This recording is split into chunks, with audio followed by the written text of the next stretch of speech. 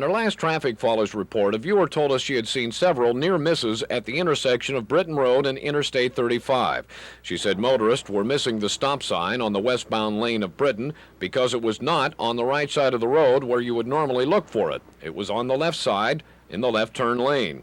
Well, the State Transportation Department explained that was a valid complaint, but the area was still officially under construction and wouldn't be completed until they decided which direction of traffic they wanted to stop at that intersection.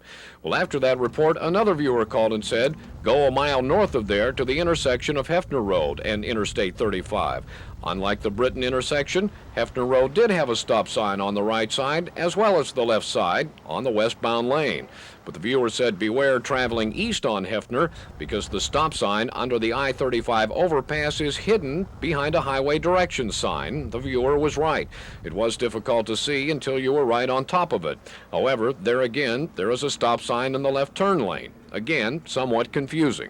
While we were checking the stop sign situation at the intersection, we found something else motorists might watch out for. On the west side of I-35, Hefner Road has a one-lane wooden bridge. Now, the sign says it has a 5-ton limit, but I'm not sure I would try that. This bridge, which had a lot of traffic the day we looked at it, does not give you a feeling of confidence when crossing it.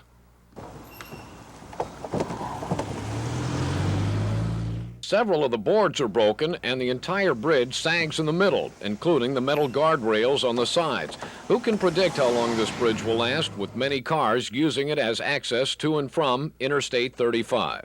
And in the what does this sign mean category, we saw a new sign while going north on Interstate 35 to the exit of Interstate 40 East. The sign showed a tilted truck with 35 written under it. But does this mean a truck will tilt on the exit ramp if doing 35, or does it mean over 35? And why build a ramp that might cause trucks to tilt anyway? We couldn't find a definition for that sign in the Oklahoma Driver's Manual, but we decided it would be safer not to drive beside a large truck while on the exit ramp. And finally, we got a complaint from one of our own staff members about exiting from Broadway Extension south to Northwest 63rd. Cars exiting first must stop at the access road, and the access road has two-way traffic on it.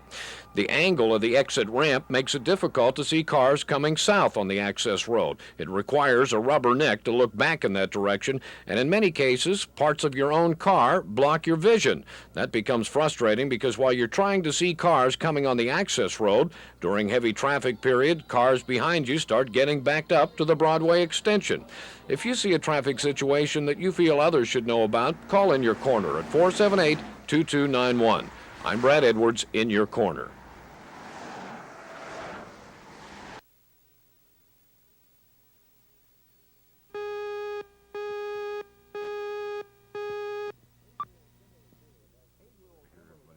8-year-old Kimberly Fuller of Elk City awaits a heart-lung transplant. She received approval for the operation from a Pittsburgh hospital just recently. The transplant is expected within the next 6 months, but in the meantime, the family has had to turn their attention to raising the $250,000 needed for the transplant and the medical care that follows. Oklahomans have opened their hearts and their checkbooks to the Fullers' plight. About $61,000 is in Kimberly's fund right now, but there's a long way to go, and events are being planned to help fill that financial gap. Coming up this weekend in Oklahoma City, Kimberly will receive the benefits of the annual Bastille Day Culinary Olympics. In France, the day is observed in reference to the French Revolution. In Oklahoma City, Bastille Day is observed a little differently by the restaurant community. We have about 10 different contests. Some of the contests that are more popular with our spectators include the wine relay contest. We have 4 people competing in that. They must run a certain distance with a bottle of wine, open it. They are gauged on their speed as well as how much wine is left in the bottle, hopefully. We have an egg toss. We have a pastry pork out that, how many pastries can you eat in 10 minutes? It's a glutton's paradise, that's what it is. Those and many other amusing events will be running from noon to 6 o'clock Saturday at Kerr Park downtown. Free dinners will be raffled off to the public. That, in addition to the restaurant entry fees in the events, will be donated to the Kimberly Fuller Fund. Your donations can be sent to the Kimberly Fuller Fund, The First National Bank of Elk City, 73644. Kimberly and her family will be attending Bastille Day and then will head for Quail Springs Mall for a concert in Kimberly's behalf. Coming up on July 29th, Gundacker Realty in Yukon is scheduling another event to help out the Fullers at the Moose Lodge in Yukon. Yukon and city merchants have donated merchandise to be auctioned off to the public to raise funds. The items range from furniture to stereo gear to a pair of Sean O'Grady's boxing shorts. Of course, Sean and I will be attending along with area legislators. Admission is $10. The band Maya will be playing, and the benefits all for Kimberly. She says she's thankful to all the people in the state that she's heard from in person and by mail. They say that they hope that I make it through. That they're praying for us. In Moore, Oklahoma efforts continue there to raise money for 17-year-old Jeff Haas, who also must have a heart-lung transplant. Jeff hopes to be evaluated soon at Stanford University Hospital, and the city of Moore is working to raise money to give him that chance. Tomorrow, a softball tournament is scheduled at Fairmore Park to raise money for Jeff, and then July 21st, a golf tournament is being played to help Jeff, and that'll be at the John Conrad Golf Course in Midwest City. It's being organized by Fred Phillips. Other donations can be sent to the Jeff Haas Fund, the Exchange National Bank, Post Office Box 6309, in Moore, 73153.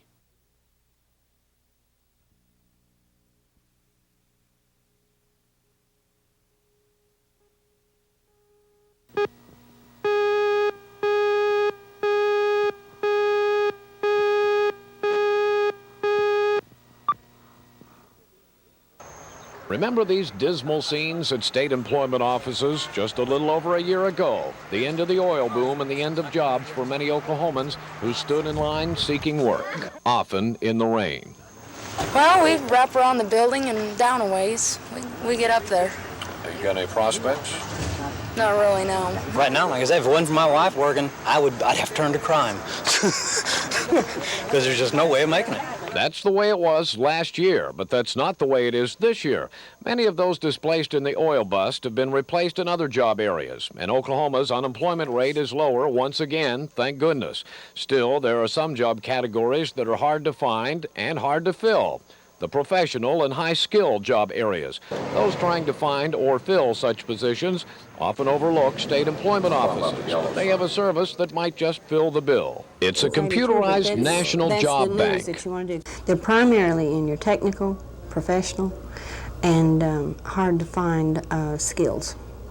And also, you will have parts of the country that will have your total workforce employed in a particular skill area, and other parts of the country where that particular industry or occupation is not in demand, and those workers are available for relocation. So this links it up with the rest of the nation so you can move a worker if you find... One of the nice terms they use is internet. It's like a large net that connects the parts of the country so you can move the workforce to where the jobs are. For example, if one part of the country has a need for, say, engineers or nurses, employers can list with the National Job Bank. Those positions will be listed at state employment offices all over the country, so those areas with unemployed engineers or nurses may learn about them. Of course, this often means the people must relocate to get the jobs. Chuck Teague showed us how he enters local hard-to-fill jobs into the National Job Bank computer. What I'm doing is entering into the computer information on a job order out at Tinker Air Force Base where they're looking for an occupational health nurse.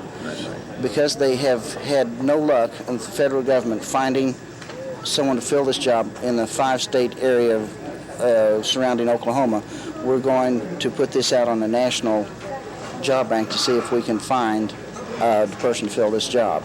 Some of the other local jobs listed on the National Job Bank include a corporate attorney with finance experience. Another is a tennis pro.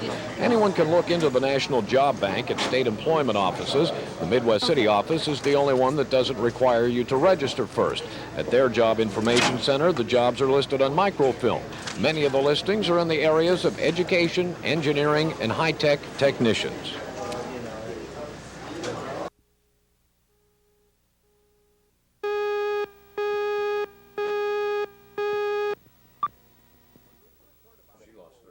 When we first heard about the 411 company, it sounded like an idea whose time had come.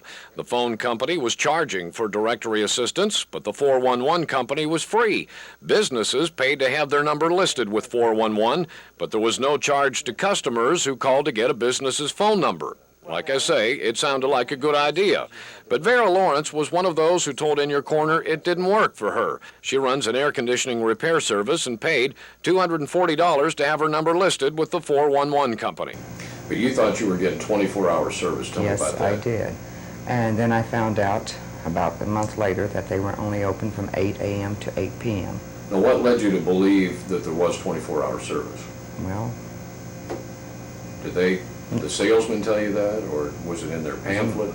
much as I can remember, he did tell me that way that they would be, that everything. And at one point, you'd call in and get a recording that they were not answering because they were changing over all their computer, everything, to where that they would be able to get better service. So there was a period of time after you signed up when people wanting your service couldn't get your number. That's right. It was about, I think, two or 3 days. There was a recording on there saying that that they would be back in operation on a certain date. And they were, because I called again. Now, did they give you any compensation or reimbursement for that period of time they were down? No. They did not contact us at all. The only way I found out was by calling in. Checking it out Checking yourself. it out myself. Vera's air conditioning business had to be accessible to customers 24 hours a day, especially in this kind of weather. Well, since 411 didn't provide that, she canceled and alleges they promised her a refund that kept getting delayed. I got in touch with Bill McLeod, and he told me that it'd be just about another 2 or 3 weeks. And I waited and waited, and then when I started calling again, I got no answer. And then about a week after that, I got the recording that it was no longer a working number. And that was about the middle of June or so. So they, to the best of your knowledge, are out of business. They're out of business as far as I know. I went to the 411 company's office on Northwest 39th Expressway to see what had happened. The company was gone. A neighboring office worker alleged the company lost its financial backing and pulled out. The leasing company alleged 411 pulled out without notice, still owing rent, and left no forwarding address. However, they were able to tell us the name of a Bethany attorney, allegedly handling 411's affairs. When we checked the attorney's office, he was in court, then left town for a week. However, Vera was happy to get the name of that attorney. It's her only hope for getting back her money, which she needs to support her new business.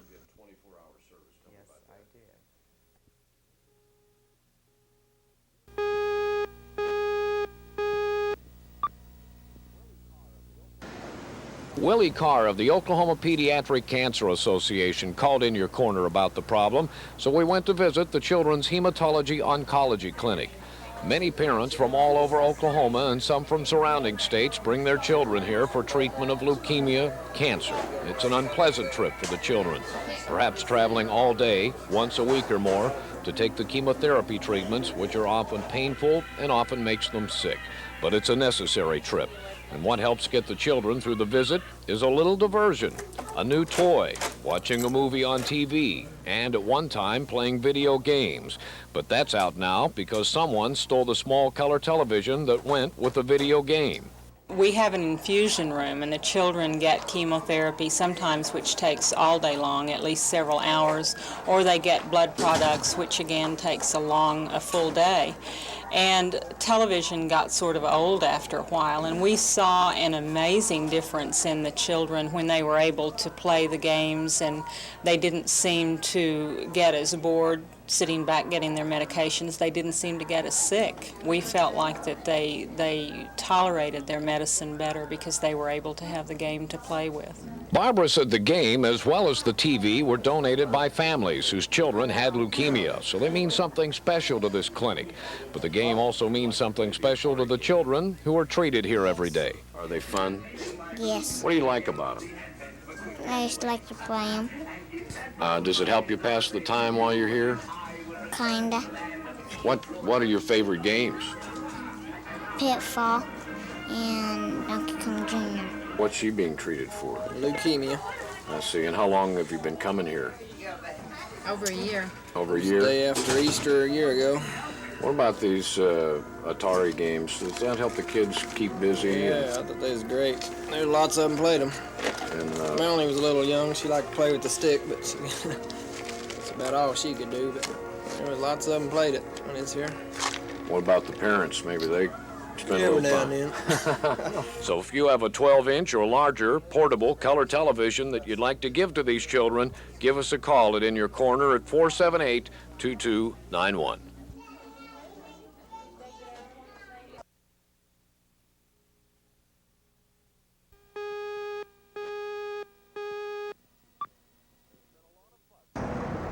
There's been a lot of fuss about this section of highway in the city.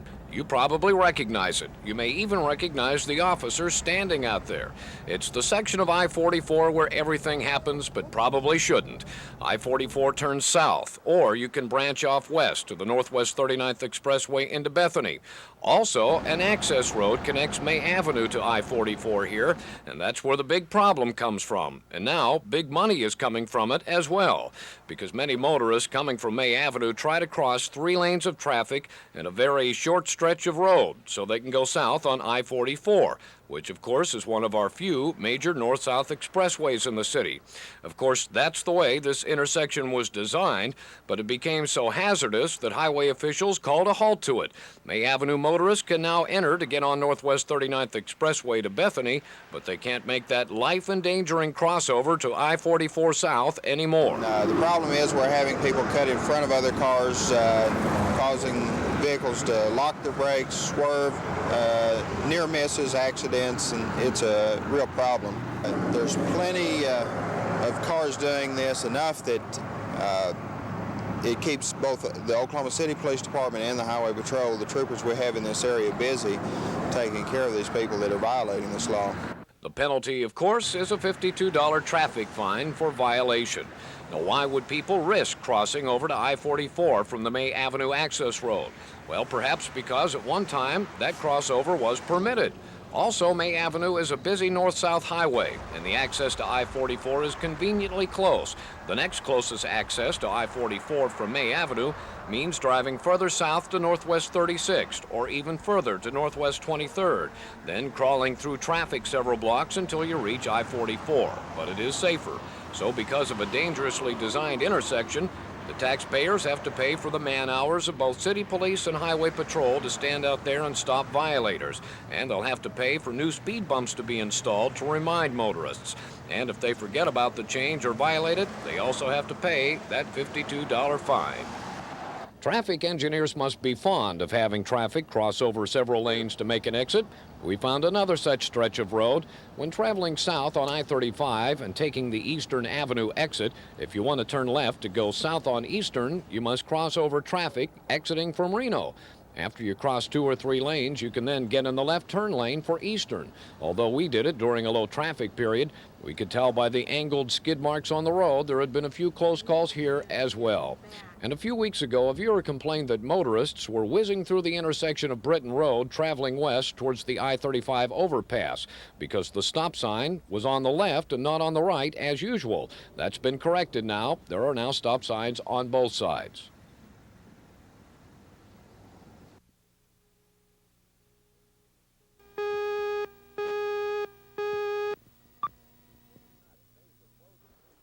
Jane Nutt saved a frozen fish she bought recently at her local supermarket so she could show us what she was complaining about.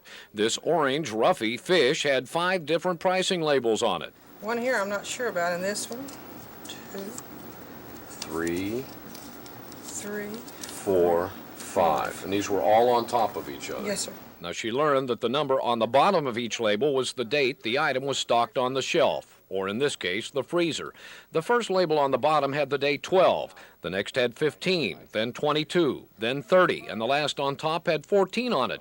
Judging by that, Jane felt the fish had originally been put on the shelf June 12th and was still there July 14th, which would make it over a month old. Could it have been accidentally 5 stuck together and these are from 5 different items? No, sir, no way. Have you seen them do this on different items in the Yes, store? sir, I have, on their fresh chicken, their hamburger, and their fish. When Jane asked the store about it, officials told her they may have changed the labels to lower the price for a sale. However, the labels showed increasing prices in all but one case, and they also showed different weights on 3 of the labels. Upset with the pricing, she asked City County Health and the state health departments about it, but was told there were no regulations on dating food. If it was done, it was a voluntary procedure. We confirmed that with State Health's Food Inspection Division. Are there any state or federal laws that you're aware of that restrict the dating of these materials? Not on this product, no, sir. There are no federal nor no state laws that would affect the dating or the pricing. Under our laws, or the lack of the laws, a store could put up a frozen fish, mark it one date, and maybe keep it there for a month and restamp it. They could, if that was their persuasion to do that. However, in that period of time, in storage in a market, usually you're talking about a week or less to preserve the best quality of whatever it is, whether it's fish, beef, or what. Now, we're not singling out Jane's supermarket because that wouldn't be fair without knowing how many other supermarkets change the dates on their products, and the practice is not illegal. We did find out where Jane shops, every time they change the price on the fish, they put a new label with that particular day's date. But Jane would like to see laws that would require all items to be labeled with the date they were put out and when they should be taken off the shelf. I'd like to have some legislation. These legislators don't have enough to do out there. Well, we could get some health regulations on the fresh meat, chicken, pork, fish, and beef.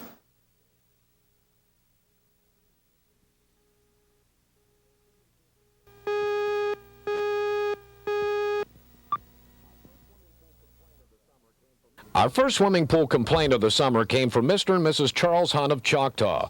They saw a classified ad for a swimming pool installation in the newspaper.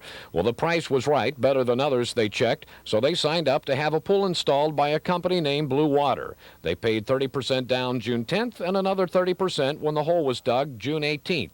So far, they paid $4,300, and company officials cashed the checks the same day they received them.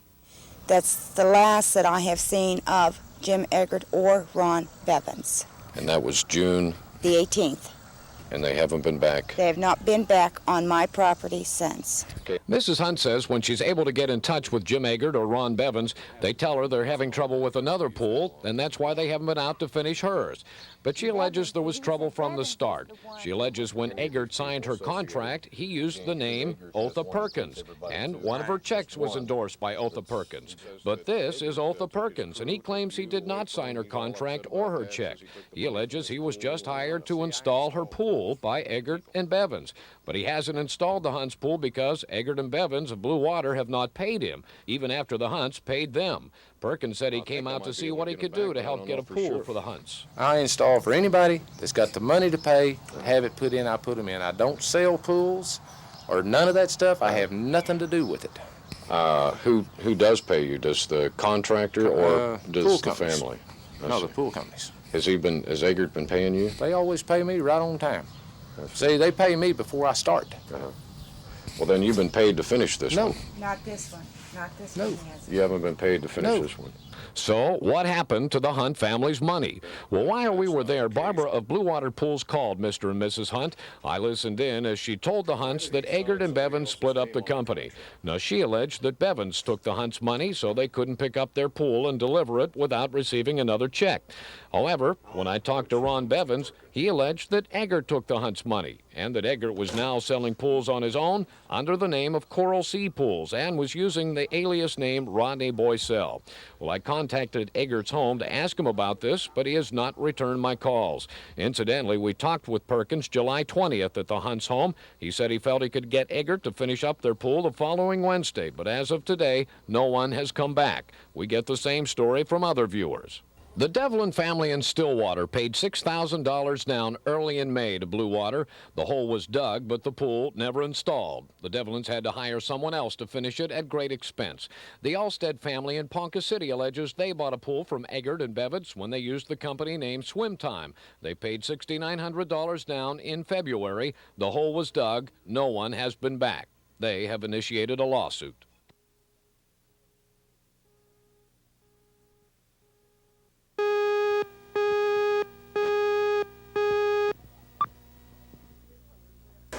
Okay, here's where we're going to bring it back want to here. put it right here. Okay. Not only did our viewers replace the stolen video game monitor, Floyd White of Rent to Own Oklahoma gave the Children's Cancer Clinic an entire video game display cabinet with a television and a video game, plus many game cartridges, and it could all be locked up. He donated a second television that could be used with the existing video game and put on a cart to take around to the various treatment rooms. And when the kids saw the setup, it put smiles on their faces. But many other viewers had offered to help out, and when we learned the Children's Hospital had many other clinics needing TVs or video games, we asked our viewers if they wanted to donate to them. They all said yes, so we began rounding them up. Walt Stallings told us his grandson had been scalded recently, so he wanted to donate his portable TV to the Children's Burn Unit. Anything to help ease the children's pain, he said. We also heard from Dr. Carl and Barbara Boatman. Barbara had purchased a brand new television to be given to the adolescent clinic at Children's. She also purchased 2 video disc movies. The Children's Cancer Clinic needed new selections for their patients. We also were able to buy a video cassette recorder for the hospital, thanks to a $200 donation from Bill Peterman of Seminole and another $200 donation from Mrs. Flora Green Clark in Oklahoma City. When we bought the tape machine at Buttons, the store threw in another video cassette recorder for free.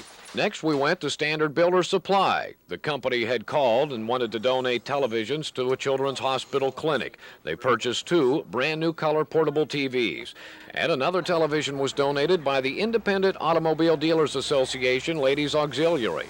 They paid for a 19-inch color TV at Jerry's, and when we picked it up, Jerry's TV donated a stand so the television could also be moved from one children's clinic to another. There are 40 clinics in the hospital.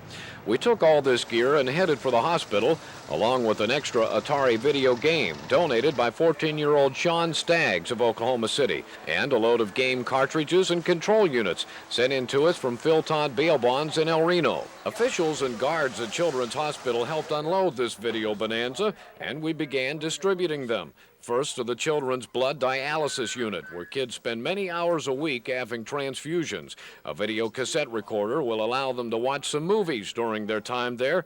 Jason, a patient, said he would read the instructions and help get the unit set up. We also delivered a television to the burn unit, along with an Atari video game. It goes into the safe room, where children go as a reward following the often painful treatment of their burns. We talked with one patient, Randall Davis of Wewoka, who was excited about getting the games as well as getting to be on television. Would you like to be on television? Mm-hmm. And you watch in your corner? Mm-mm. Never? Mm-mm. Not even one time? Mm-mm. And why don't you watch it? Mm-hmm.